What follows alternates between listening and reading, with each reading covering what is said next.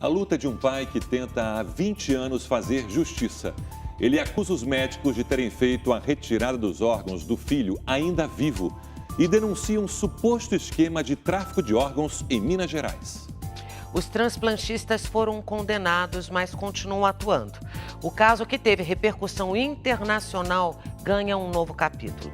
Os médicos que atenderam o garoto na emergência vão a julgamento no final desse mês. Uma luta incansável. Um pai contra 7 médicos e muitas manobras na justiça. Paulinho tinha 10 anos, era o filho mais velho do empresário Paulo Pavese e até hoje inspira o pai na busca por justiça. Eu acho que o que mais me animou para isso tudo foi isso, né? E saber que ele era uma criança, que ele não deixava as coisas para trás. Vamos fazer, vamos em frente e enfrentar o que tem que fazer. Era 19 de abril do ano 2000, início de tarde, e Paulinho estava na piscina desse prédio aqui com outros 2 amigos, prédio justamente que ele morava. E numa brincadeira, ele falou: quer ver como eu consigo segurar sem escorregar? Só que ele estava com as mãos molhadas e acabou caindo. O porteiro Luiz Carlos, que até hoje trabalha no prédio, estava de plantão naquele dia. Na época, ele contou como foi o acidente. Falou para os amiguinhos: olha como é que eu viro aqui e não caiu lá embaixo. E virou na grade. Nisso ele caiu lá embaixo. Ele caiu de uma altura de aproximadamente 10 metros, bem em cima dessa pilastra aqui, ó, onde está essa faixa azul. Ele bateu a parte do pescoço e uma parte da cabeça. Foi socorrido. E o que muita gente não sabe até hoje, não foi dito, é que o Paulinho, apesar da dor, ele saiu chorando, mas saiu falando, na companhia de 2 enfermeiros. Foi andando e chegou andando a esse hospital. Para vocês terem uma ideia do estado de saúde do Paulinho naquele momento, é que ele foi andando para o hospital. Uma subida um pouco íngreme. Dali, Paulinho passou por uma cirurgia que durou 3 horas. Ali começou o drama da família. E ali ocorreu toda a tragédia, toda, eu vou dizer bem claramente, o assassinato. Na época da emergência, os médicos que atenderam não tinham preparação para atender. A obrigação deles era transferir o Paulinho imediatamente para um hospital de qualidade. Esse hospital começou a tratar o Paulinho como um paciente doador de órgãos, ou seja, visando só preservar os órgãos para transplante. Paulo acusa o hospital de permitir aos médicos transplantistas acesso à UTI, onde o menino estava. Eles invadiram praticamente o Hospital Pedro Sanches e passaram a cuidar do Paulinho como se fosse um paciente deles, quando ele ainda estava sendo tratado como um paciente apto à recuperação.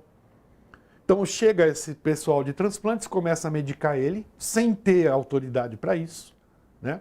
Quem manda na UTI é o chefe da UTI, não é o chefe de transplantes. 2 dias após dar entrada no hospital de emergência, Paulinho é transferido aqui, para a Santa Casa de Poços de Caldas, por volta de 1 da tarde, com o aval do chefe da equipe de transplantes, Dr. Álvaro Inhanhes. Às 7 da noite, sai o laudo de que Paulinho estava morto por traumatismo crânioencefálico. O pai do menino questiona até hoje o laudo da morte. Na Santa Casa de Poços de Caldas, ele deveria passar por um outro teste, um outro diagnóstico de morte encefálica, porque o primeiro que ele fez tinha dado que ele estava vivo. Chegou na Santa Casa, eles levaram ele para a mesa de cirurgia, retiraram os órgãos. Não fizeram nenhum outro exame. Segundo ele, o menino ainda estava vivo quando foi feita a retirada dos órgãos. O anestesista, ele entrou com anestesia geral e classificou o Paulinho como asa 5, paciente moribundo com perspectiva de óbito em 24 horas, portanto vivo. Começava aí uma longa e árdua batalha do pai para punir os médicos de emergência e os transplantistas. 14 anos após a morte do filho, Paulo conseguiu uma vitória, mas que durou pouco. Em 2014, 3 dos 7 médicos envolvidos no caso da extração ilegal de órgãos seguida de morte chegaram a ser julgados e condenados em primeira instância, apenas que variam de 14 a 18 anos de reclusão. Eles ficaram detidos aqui no presídio de Poços de Caldas, em Minas Gerais, por 30 dias. Conseguiram uma liminar da justiça para responder ao processo em liberdade. Um terceiro médico, o Dr. Sérgio Poli Gaspar, ficou foragido por 30 dias e, quando se apresentou, ficou detido aqui por apenas um dia. Uma produtora independente de Poços de Caldas registrou a saída da prisão dos médicos condenados. Os urologistas Cláudio Rogério Carneiro Fernandes e Celso Roberto Frasson Scaff, e ainda o anestesista Sérgio Poli Gaspar. Cláudio diz que ele e os outros médicos são inocentes. Se tudo isso que foi feito em transplante aqui é ilegal, então no Brasil inteiro é ilegal. Entendeu? Todos esses procedimentos são procedimentos considerados procedimentos normais. O chefe da equipe de transplantes da Santa Casa de Poços de Caldas, Álvaro Ianhes, ainda não foi julgado porque recorreu ao Superior Tribunal de Justiça. Domingo Espetacular conversou com o juiz Narciso Alvarenga, que julgou e condenou os médicos que atuaram no transplante. O juiz não tem dúvidas. Paulinho não apresentava morte encefálica quando teve os órgãos retirados. O protocolo de morte encefálica do Conselho Federal de Medicina, ele prevê uma série de exames clínicos primeiro e um exame muito importante, que é a chamada arteriografia. Não foram feitas esses exames com intervalo previsto na resolução. O Ministério Público afirmou, e não tem prova nenhuma no processo, que exista uma arteriografia que tenha comprovado a morte encefálica. A arteriografia que consta no processo, ela ainda mostrava sinais de circulação no cérebro, ou seja, ainda a pessoa estava viva. Segundo esse documento do Ministério Público, toda a equipe médica sabia que a criança estava viva no momento da retirada de seus órgãos.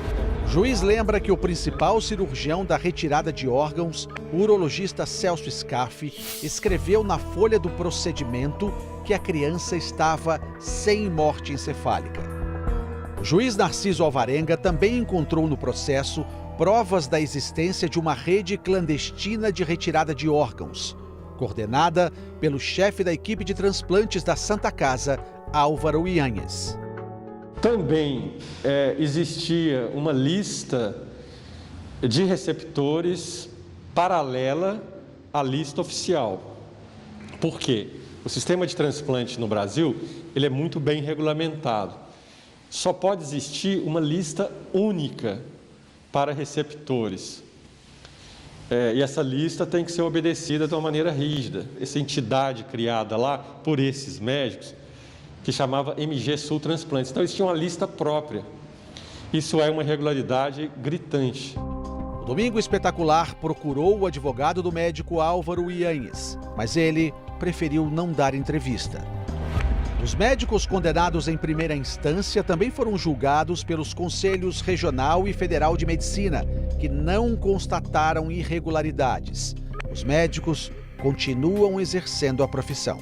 Foram avaliadas a conduta deles frente ao Conselho.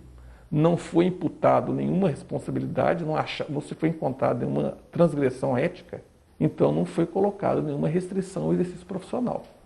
Em 2016, 2 anos depois da condenação em primeira instância, o caso dos transplantistas sofreu uma grande reviravolta.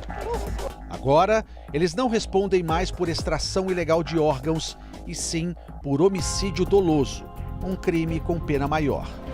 Diante de um julgamento do Tribunal de Justiça de Minas Gerais, entendeu-se que o correto seria que eles tivessem sido processados juntamente com os outros, que prestaram o atendimento ao Paulinho.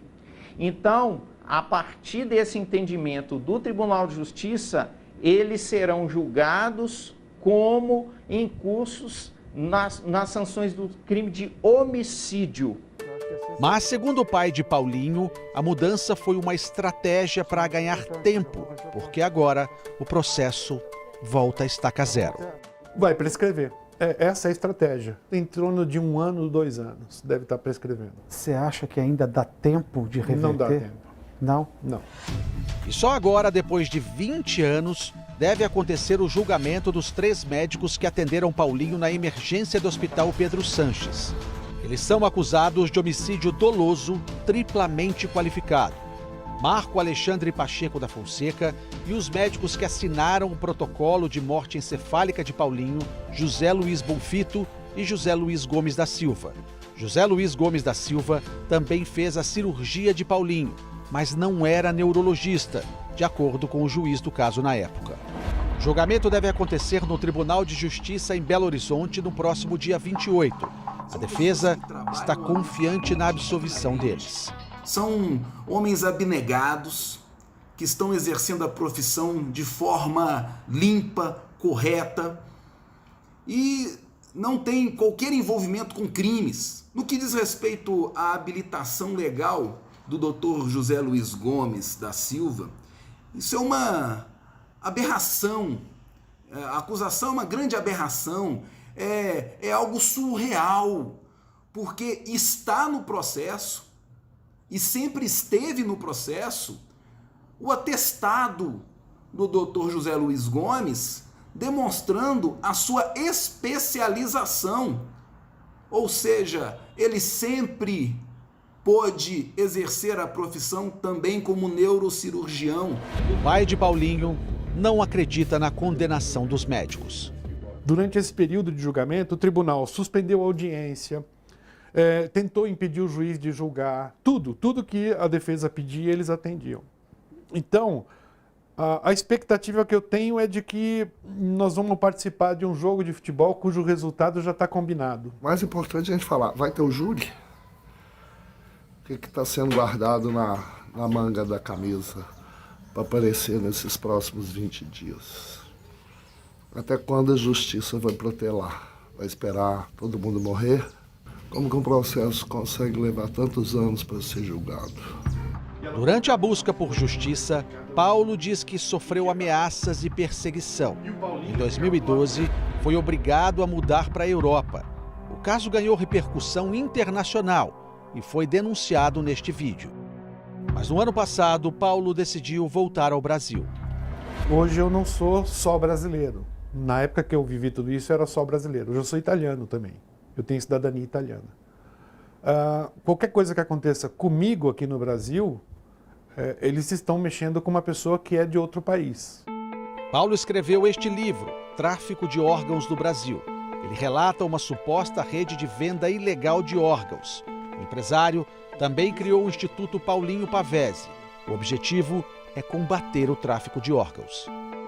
Nós vamos criar um aplicativo, tá? Para celular. E as pessoas vão começar a informar a gente em que hospitais elas estão e quais as dificuldades que elas estão tendo. Nós vamos fazer um levantamento desses hospitais para saber quanto de dinheiro do SUS é investido nesse hospital e os responsáveis por distribuir esse dinheiro, por gerir esse dinheiro. Nós precisamos de fiscalização. Depois de 20 anos de luta, Paulo ainda tem esperança. Eu não alcancei meu objetivo, mas pavimentei uma estrada. E pelo meu filho eu teria feito isso 3, 4 vezes de novo.